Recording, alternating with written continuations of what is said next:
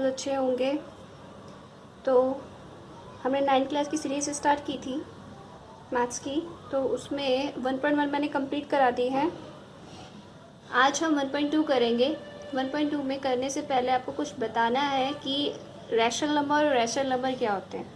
ठीक है, rational number तो आप जानते ही हैं कि रैशनल नंबर को पी अपॉन क्यू के फॉर्म में हमें डिनोट कर सकते हैं। इरेशनल नंबर क्या होते हैं? जो रूट के फॉर्म में होते हैं ना, जो पॉइंट में निकलते हैं समथिंग। ठीक है, जैसे कि √2 हो गया, √3 हो गया, तो वो हमारे इरेशनल नंबर है। उसी को हम लोकेट करना सीखेंगे किस पे? नंबर लाइन पे। क्लियर? तो इसी को क्या करेंगे? नंबर लाइन पर लोकेट करना सीखेंगे। अब देखो यहाँ पे एग्जाम्पल नंबर जो 3 है, ये आपका ऐसा क्वेश्चन है ना, ये आपका ऐसा क्वेश्चन है कि 2 नंबर में आता ही आता है, डेफिनेटली आता है। √2 आएगा, √3 आएगा, √5 आएगा, कि एनसीईआरटी में 3 दे रखे हैं। इसके अलावा भी वो पूछ सकता है, ऐसा कुछ नहीं है। √7, √6, √5 समथिंग लाइक दैट, कुछ भी पूछ सकता है वो। ठीक है, तो आपको डोनेट इसको क्या करना है, मतलब इसको रिप्रेजेंट कैसे करना है, वो आप अब यहाँ सीखेंगे। क्लियर?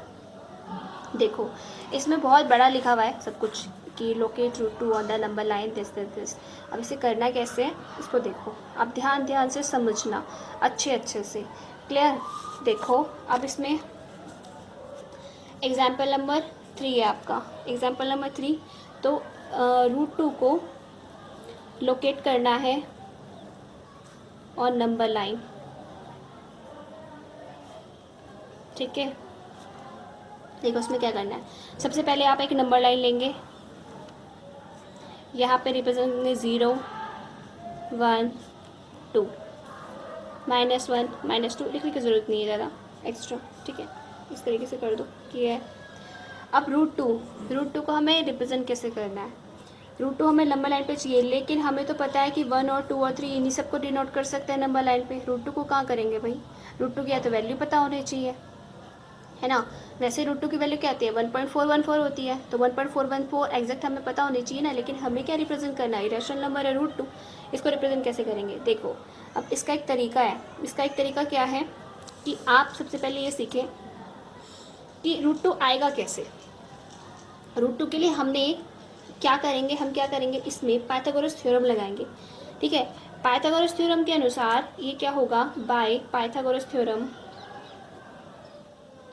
गोरस थ्योरम। ठीक है, हम पता है हाइपोटेनस का स्क्वायर इक्वल टू बेस का स्क्वायर प्लस हाइट का स्क्वायर, ये होता है ना। तो हाइपोटेनस का स्क्वायर, अब हाइपोटेनस का स्क्वायर अगर यहाँ पे √2 लाना है, √2 को बेस को आप क्या मानो? 1, हाइट को भी क्या मानो? 1, 1 का स्क्वायर, 1 का स्क्वायर, तो 1 + 1 कितना हो गया आपका? 2। तो हाइपोटेनस का स्क्वायर था यहाँ पे, तो हाइपोटेनस कितनी आ गई भाई? √2। हाइपोटेनस कितनी आ गई? √2। इस तरीके से निकालेंगे। अब देखो क्या करना है, ध्यान से समझना। एक बार में समझ गए, आपको अच्छे से आ जाएगा, कोई प्रॉब्लम ही नहीं होगी, आप कुछ भी बना सकते हो। देखो अब क्या करना है, नंबर लाइन पे यहाँ से लेके यहाँ तक आपकी कितनी यूनिट है? 1 यूनिट। तो बेस इतना कितना ले लिया आपको? 1 ले लिया। हाइट हमेशा 1 लेना, हाइट हमेशा कितनी लेना? 1 लेना, तो आपका आंसर हमेशा सही आएगा। हाइट को हमें कितना लेना? 1। ये कितनी है हमारी हाइट? 1 यूनिट। अब देखो मैंने तो यहाँ पे कर दिया 1 यूनिट, बिल्कुल स्ट्रेट लाइन, वो भी 90 डिग्री के एंगल पे कर दी। लेकिन आपको अगर पेंसिल से बनाओगे ना, आपको इसे पेंसिल से रिप्रेजेंट करना है। ठीक है, पेंसिल से रिप्रेजेंट करना है। अगर 90 डिग्री का एंगल नहीं आता है तो मैं आपको बता देती हूँ 90 डिग्री का एंगल कैसे करते हैं। एक लाइन खींचेंगे, फिर यहाँ से एक क्या करेंगे, एक सर्कल बनाएंगे आधा, फिर यहाँ से 60, यहाँ से 120, देन एक सर्कल यहाँ से एक आर्क यहाँ लगाएंगे, एक आर्क यहाँ लगाएंगे, दोनों हाथ मिला के अब यहाँ पे आपको मिला देंगे तो ये 90 डिग्री का एंगल बन जाएगा। 60 और 120 के बीच में 90 डिग्री का एंगल बन जाएगा। तो इस तरीके से आप रिप्रेजेंट करेंगे किसमें? अपनी कॉपी में। ठीक है, तो रिप्रेजेंट करके मुझे बता दीजिएगा कि नहीं रिप्रेजेंट करना है तो मुझे बता देना, नेक्स्ट टाइम में मैं रिप्रेजेंट करके दिखा भी दूँगी। ठीक है, आई होप यहाँ तक कितने से कोई प्रॉब्लम नहीं होगी कि 90 डिग्री का एंगल तो आप बना चुके होंगे अपनी लास्ट क्लास में, बहुत बार बनाया होगा। ठीक है ना। देखो तो यहाँ पे क्या लेने, ये 1 यूनिट इधर हो गई, 1 यूनिट इधर हो गई। अब इन दोनों को मिला दो, इन दोनों को मिला दोगे तो क्या बन जाएगा, √2। लेकिन हमें पता है कि √2 तो ऊपर बना, हमें कहाँ पे रिप्रेजेंट करना है, नंबर लाइन पे। इसके लिए आप क्या करेंगे, यहाँ पे कंपास रखेंगे, यहाँ से यहाँ तक की डिस्टेंस लेंगे, देन इसको डिस्टेंस लेके इसको इस तरीके से मिलाएंगे, ठीक है, इस तरीके से मिलाएंगे यहाँ पे। तो जहाँ पर भी कट करेगा तो वहाँ से लेके वहाँ तक की वैल्यू आपकी क्या हो जाएगी, √2।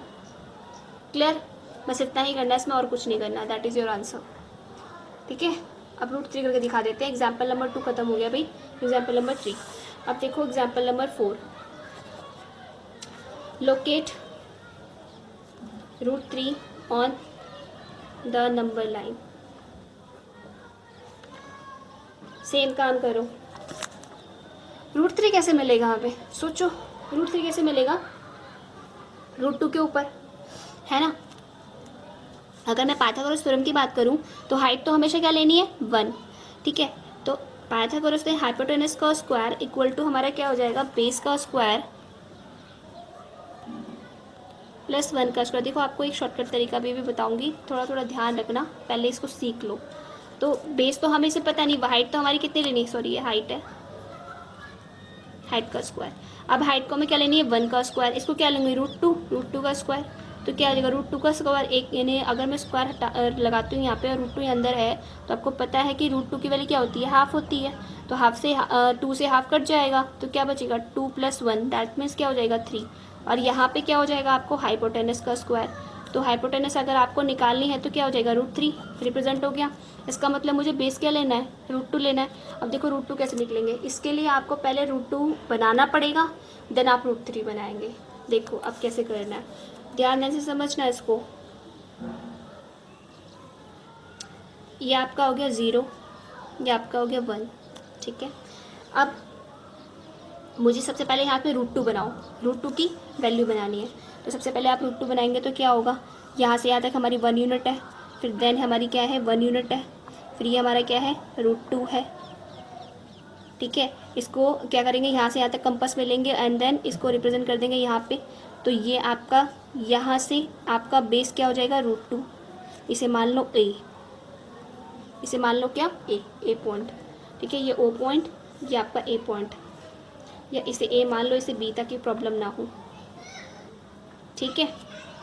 बात समझ में आ रही, √2 कर दिया हमने रिप्रेजेंट। अब आपको √3 करना है ना, ये तो हमारा √2 आ गया। अब देखो √3 कैसे करना, ये जो आपका √2 बना है ना, ये आपका बेस हो जाएगा। यहाँ से 90 डिग्री का एंगल बनाना, तो यहाँ से 90 डिग्री का एंगल बनाओगे तो बिल्कुल स्ट्रेट लाइन होनी चाहिए। ये आपकी स्ट्रेट लाइन हो गई सीधी 90 डिग्री, कुछ नहीं करना, ये भी 1 यूनिट की लेनी है। जब आप अपने स्केल से लेंगे तो आपको 1 यूनिट की लेनी है, ठीक है, 1 यूनिट। ध्यान रखिएगा मैं क्या क्या बोल रही हूँ। √2 बन गई अपने आप ही, यहाँ से 1 यूनिट लेंगे, देन इसको मिला दीजिए, मिला दिया। यहाँ से कंपास लो, यहाँ से आँख लगाओ, यहाँ से आँख लगाओगे तो आपका समथिंग कहाँ पे जाएगा, उसके आगे। तो जहाँ पे ये पॉइंट मिलेगा ये आपका C पॉइंट है। तो A to C ये आपको कितना हो गया, √3। A to C यानी कि AC की वैल्यू कितनी हो गई आपकी, √3। That is your answer. शायद समझ नहीं आया होगा, है ना, एक बार और रिपीट कर देते हैं। आपको हाइट में कोई कंफ्यूजन नहीं होनी चाहिए, हाइट हमेशा आप 1 लेंगे और जो आपका बेस होगा उसे ही चेंज करेंगे, ठीक है। तो मेरे को बेस चाहिए था, मुझे √3 करना था, √3 के लिए मुझे 2 चाहिए था बेस। तो 2 मेरा कैसे मिलेगा, 2 आपका सिर्फ और सिर्फ मिल सकता है कैसे, √2 का स्क्वायर करेंगे तभी आपको 2 मिलेगा। √2 यानी कि मुझे बेस चाहिए √2। अब बेस √2 भाई मुझे यहाँ तो मिलेगा नहीं, मिलेगा कहाँ, यहाँ मिलेगा, ठीक है। अभी हमने जस्ट पहले √2 सीखा है, तो √2 मुझे कहाँ मिला है, यहाँ पे। तो √2 यहाँ बनाएंगे, फिर वहाँ से भी 1 यूनिट यानी कि 90 डिग्री का एंगल बना के 1 यूनिट बनाएंगे, देन उसको मिला देंगे, फिर कंपास में हम आग भरेंगे यहाँ से यहाँ तक की, देन उसको जहाँ भी मिलेगा वो नंबर लाइन पे, वही आपका यहाँ से लेके यहाँ तक √3 होगा। तो ये आपका AC क्या है, √3। क्लियर, बात समझ में आई, यहाँ तक में कोई प्रॉब्लम नहीं होगी। अब देखो, अब हम चलते हैं कहाँ पे, एक और आइडिया बताती हूँ आपको, ठीक है। एक लाइन लिखी है इसमें, अपनी बुक देखिएगा।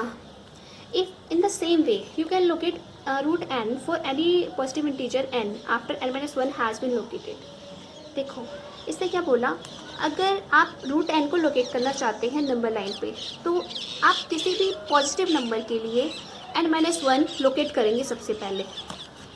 जैसे कि क्या भाई, ये √3 था ना, मैं क्या करती थी, हमें ये लोकेट करना है, ठीक है, ये लोकेट करना है।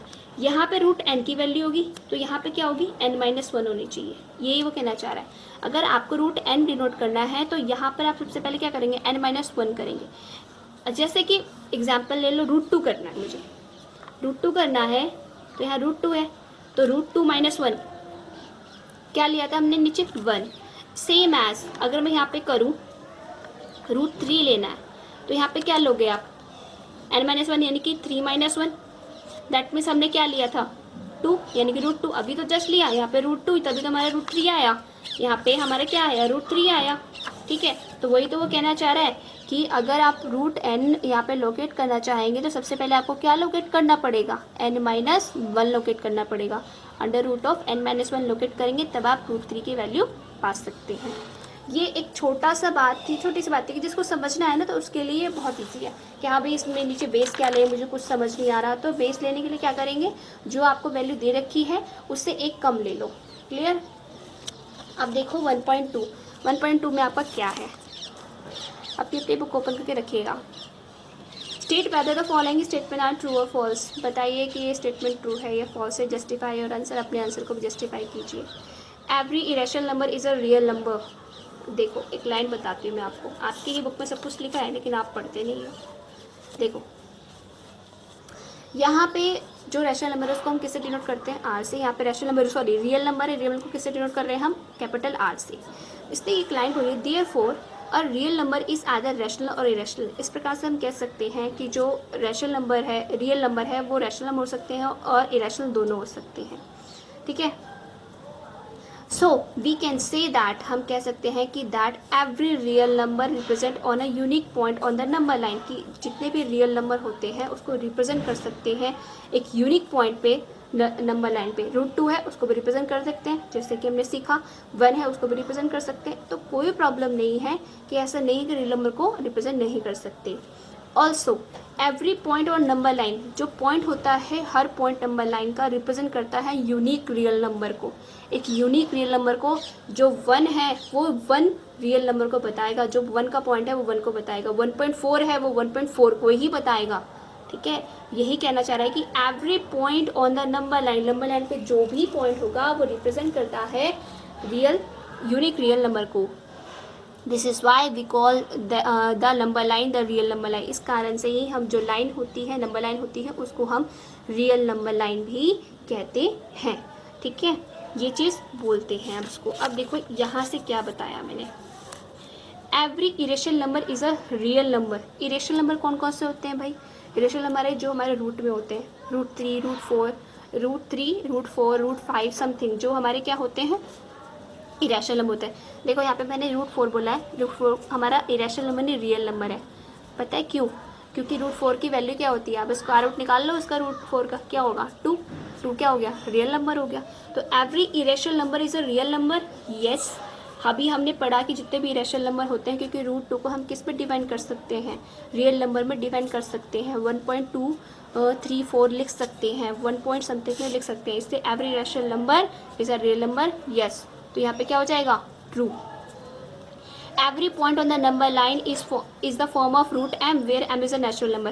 क्या हर पॉइंट नंबर लाइन पे √m की फॉर्म में होता है, नहीं, गलत बात है। क्यों गलत है, अब हर पॉइंट ऐसा थोड़ा ना होगा कि √2 लिख दिया तो √3 लिख दिया। भाई √4 लिखोगे तो क्या आएगा आपका, √4 लिखोगे तो 2 आएगा। तो 2 आपका क्या है, नेचुरल नंबर है, where m is a natural number है, लेकिन उसको क्या एवरी पॉइंट को इसकी फॉर्म में होता है 2। तो √4 की वैल्यू क्या आ गई आपकी, 2 आ गई। तो क्या √m की फॉर्म में रही, नहीं ना। जैसे कि आपका क्या हो जाएगा, आपका मैं मान लो √4 हो गया, आपका 25 मान लो, ठीक है, 25 मान लो, वो भी एक नेचुरल नंबर है, m क्या है नेचुरल नंबर, तो 25 भी नेचुरल नंबर है। अब जो 25 है तो 25 का क्या हो जाएगा, बाहर जब रूट में निकलेगा तो क्या आ जाएगा, 5 आएगा। तो जो √25 है वो √m की फॉर्म में रहा नहीं, वो किसकी फॉर्म में आ गया, 5 की फॉर्म में, जो कि क्या है, रियल नंबर है, इसलिए क्या हो जाएगा, फॉल्स, ठीक है। ये ट्रू, ये false. Every real number is an irrational number. क्या सभी रियल नंबर इरेशनल नंबर होते हैं, नहीं, फॉल्स। देखो अभी इसने ना जस्ट उल्टा बोल दिया, every irrational number is a real number, तो ट्रू है।